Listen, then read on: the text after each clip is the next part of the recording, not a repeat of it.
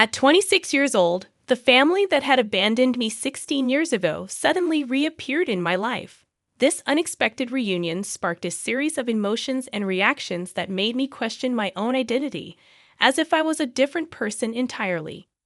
As the eldest daughter, I grew up in a seemingly happy family with two siblings, one 3 years younger and the other 5 years my junior. We shared typical family experiences, cooking meals together, watching movies, and playing games. We were close-knit until my father lost his job when I was 9. Blamed for things he hadn't done, he was unfairly dismissed, leaving my mother, who was working in a school, struggling to provide for us all. They decided it would be best if I lived with my grandparents until they were back on their feet. Initially, the idea seemed reasonable, and I embraced the change. That summer, I stayed at my grandparents' farm, caring for animals and enjoying the countryside. Little did I know, this temporary separation would turn into a lifelong ordeal. When school was set to resume, my parents assured me they were working on arranging a new home. I stayed a few extra days with my grandparents, waiting for their call. However, the promised days turned into weeks, and weeks into months. Every attempt to contact my parents was met with unanswered calls and empty promises. I grew frustrated and desperate for answers. I asked my grandparents if they knew anything, but they were as clueless as I was. Seeking help, I filed a missing persons report, but my grandparents dismissed it as mere drama, grounding me for my efforts. Feeling abandoned and betrayed, I pleaded with my grandparents to provide me with an education. They enrolled me in a local public school, but adjusting to the new environment took time. Despite the challenges, I focused on my studies, determined to escape my grandparents' farm and find my parents. The lack of concern from those around me intensified my resolve. Everything changed when I overheard a conversation between my grandmother and my mother on the phone. The hushed tones in the kitchen revealed the truth. My mother was alive. My hope was rekindled. But the mystery of my parents' disappearance only deepened, leaving me with more questions than ever before. We were discussing my progress in school and various aspects of my life, and hearing her voice stirred up a whirlwind of emotions within me. I couldn't contain my feelings, and before I could stop myself, I called out to her. The moment my voice reached the other end, silence fell. Frantically, I screamed and cried into the phone, hoping that if I shook it hard enough, her voice would echo through the receiver. Grandma emerged from the kitchen, her face a mix of concern and frustration, instructing me to go to my room. I unleashed my anger on her, demanding to know why she had hidden my mother from me and why she refused to divulge any information. Despite my pleas, Grandma remained steadfast in her silence, leaving me to accept the painful reality that my parents had essentially abandoned me. Shortly after that heartbreaking phone call, my grandparents sent me to live with a distant aunt, a 5-hour drive away from their farm. I often wondered why my parents had chosen to send me away, but I never received a satisfactory answer. My aunt, my mother's cousin, turned out to be a compassionate and understanding soul. She embraced me with open arms, and when I questioned her about my parents, she admitted she didn't have any answers. Her sincerity was palpable, and I chose to believe her. From the moment I moved in with my aunt at the age of 13, she became my rock. Whenever I struggled with my emotions, she was there to guide me, offering solace and understanding. She even encouraged me to seek therapy, a decision that initially left me hesitant but eventually proved immensely beneficial. My aunt validated my feelings, something my grandparents had never done, and provided the support I desperately needed. By the time I finished high school, my aunt had become the most significant person in my life, filling the void left by my absent parents. She supported me through my journey to becoming a veterinary doctor, following in her footsteps.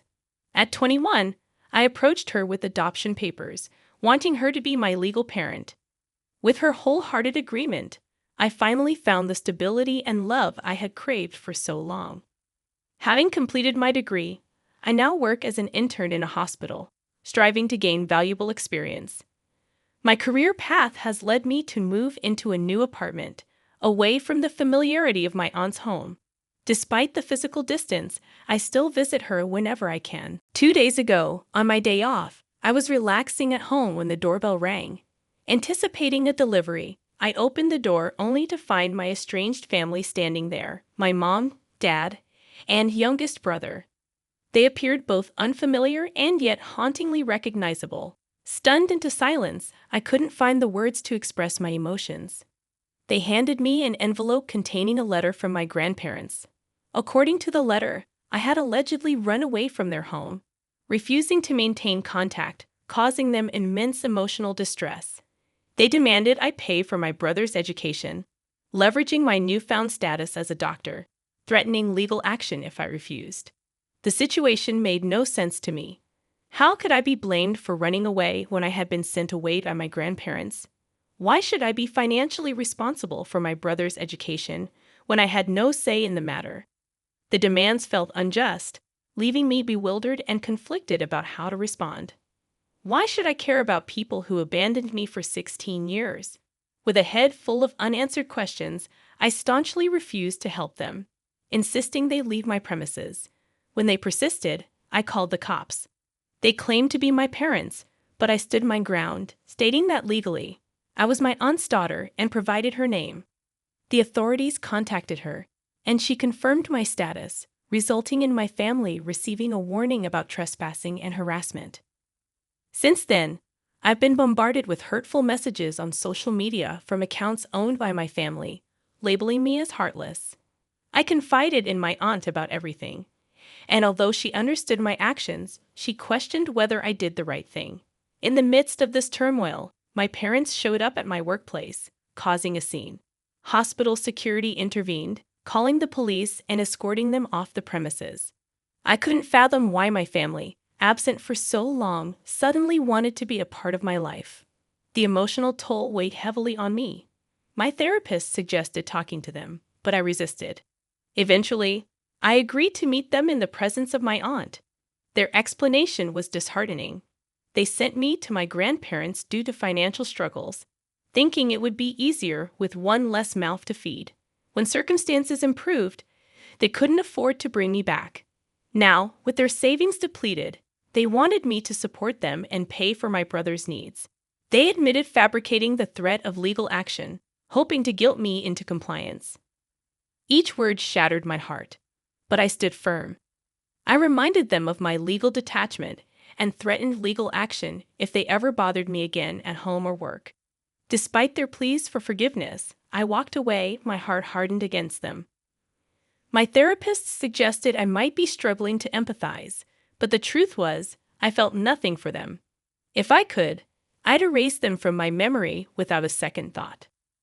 Since my last update, my family has ceased reaching out to me. On the other hand, I have completed my internship, and I am considering another residency program before I sit for the NAVLE. I hold on to hope that my future will be all right. Sometimes I won't deny it. I wish I had a better relationship with my parents. Nevertheless, I am content with having my aunt as my sole parent. She proves to be a far superior mother than the other one I know. They abandoned you, lied to you, and left you with your grandparents. You owe them nothing. You are only giving them what they gave you. They'd abandoned you. I don't understand why they thought you wouldn't do the same. My sister-in-law, a 26-year-old woman, and I, a 29-year-old woman, have always had a complicated relationship. I thought she had matured enough to leave me alone, but apparently she couldn't resist causing drama. Our issues started when I began dating my husband. We met while he was helping her move. We struck up a conversation at a local bar and have been together ever since.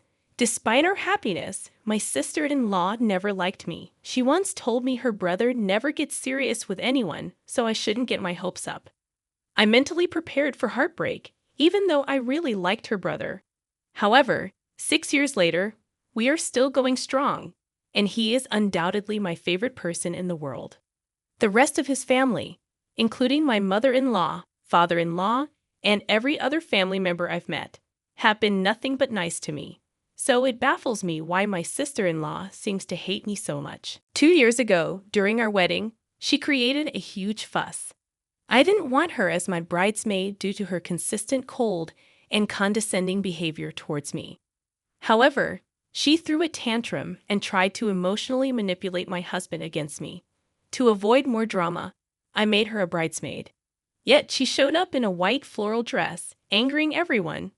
My in-laws forced her to change, threatening to exclude her from family events if she didn't comply. She apologized afterward, and I thought she had moved past her immature behavior. Clearly, I was wrong. Things took a turn when I found out I was pregnant with my first child. I was thrilled and couldn't wait to share the news. While everyone else was excited, my sister-in-law's behavior was different. She didn't seem happy for us and consistently managed to make the moment about herself. During a family event, we announced our pregnancy, and she quickly diverted the conversation to her own experiences as a single mother, emphasizing how difficult it was for her to go through pregnancy alone and suggesting that I was lucky. As my due date approached, my sister-in-law offered to host a baby shower for me. Initially, I was grateful and excited about the celebration with my family and friends. However, my excitement turned to suspicion when she insisted on hosting the event at a venue 12,000 miles away from where we lived. She claimed it was a surprise, set up at a luxurious venue owned by her friend, and we wouldn't have to pay for anything. Despite her explanation, I couldn't shake the feeling that something was amiss.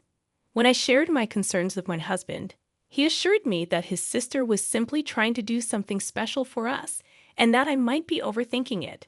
He even rescheduled vital meetings so we could attend the supposed baby shower. We flew there with my parents, as my in-laws couldn't attend due to being out of the country. Upon arriving at the location, a lavish resort, I immediately sensed something was wrong. The decorations were pink and blue, but there were unfamiliar faces present. To my shock, there was another pregnant couple, and the woman was wearing the same white dress given to me by my sister-in-law. It became apparent that my sister-in-law had tricked us into attending her friend's baby shower, making me feel humiliated and overshadowed. Feeling utterly embarrassed and upset, I left the party in tears once I understood the situation. My husband confronted his sister, leading to her making excuses and attempting to deflect blame. He informed his parents, who were equally shocked and angry. In response to her behavior, they decided to cut her off financially. They had been supporting her financially for years, but after her actions, they withdrew their financial aid and decided she should fend for herself. They even warned her not to show up until she learned to act responsibly.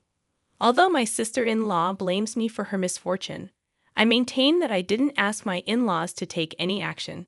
This was entirely her own doing. While she tries to manipulate me, portraying herself as a single mom, I can't help but believe she deserves the consequences of her actions. Despite her attempts to guilt-trip me, I stand firm in my belief that she brought this upon herself. My sister-in-law is by no means destitute. She won't be left penniless with her son due to this situation. She just needs to adjust her lifestyle and figure out how to manage her boutique independently. Moreover, if my in-laws genuinely believed their grandchild was in jeopardy, they would step in. I'm confident they won't hold a grudge for long. Although they might not fund her boutique, they'll likely assist her with general expenses once she acknowledges her error and apologizes to me, rather than attacking me for her perceived misfortunes. My husband firmly stands by my side, assuring me that I never have to forgive my sister-in-law or engage with her again. He apologized for not intervening earlier and taking stronger measures to keep her away from me. My kind mother-in-law is planning a genuine baby shower for me, promising a delightful celebration where I can focus on the joy of our upcoming child, forgetting about my sister-in-law's antics. However, my sister-in-law crashed my baby shower despite being uninvited. On the day of the event, everything seemed perfect. My mother-in-law had beautifully decorated her backyard, and delicious food and drinks were served. We were happily chatting with our friends and family, opening gifts people had generously brought for us. But when my sister-in-law arrived, having found out about the party through social media, she exploded into a furious tirade. She created a scene, shouting that her parents didn't financially support her, but had no issue throwing a lavish party for me, someone she deemed unworthy of such attention. At that point, my mother-in-law had had enough. She promptly escorted my sister-in-law out of the garden, apologizing to the guests for the disturbance. After the event, my in-laws apologized to me multiple times, suggesting I obtain a restraining order against my sister-in-law. While I hesitate to take such drastic measures, we have decided to keep all news about the baby off social media to prevent her from stalking us. The whole situation is insane, and it baffles me how jealous and immature my sister-in-law can be. She managed to ruin not just one but two baby showers with her antics. I must add that my in-laws initially weren't supportive during her pregnancy because she was having a child out of wedlock, which clashed with their traditional beliefs. They did come around after the baby was born, but it appears my sister-in-law still harbors resentment. I haven't heard from her since the baby shower, and my in-laws have expressed their intention to cut her off permanently due to her embarrassing behavior in front of so many people. Frankly, I've reached a point where I don't care anymore. I just want this ordeal to be over so I can focus on myself and my baby. It's astonishing how entitled and childish she can be, sabotaging such a beautiful event. She disrespected not only me but also her friend, showcasing her true colors as a deeply flawed and immature individual. I don't intend to waste another thought on her.